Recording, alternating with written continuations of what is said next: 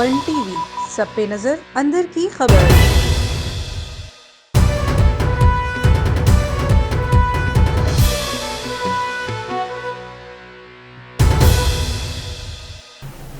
बिस्मिल्लाहिर्रहमानिर्रहीम। अस्सलामुअलैकुम। A1 TV के साथ मैं हूं फातिमा अहमद।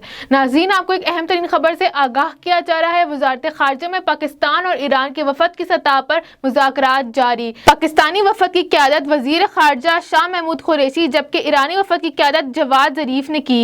मुज़ाकरात में दो तरफ़ा ताल्लुकात और रवाबत की फ़रोग़ के हवाले से भी गौर किया गया। ये थी A1 टीवी की ताज़ा तरीन। मज़ीद खबरों से बाखबर रहने के लिए देखते रहिए A1 टीवी।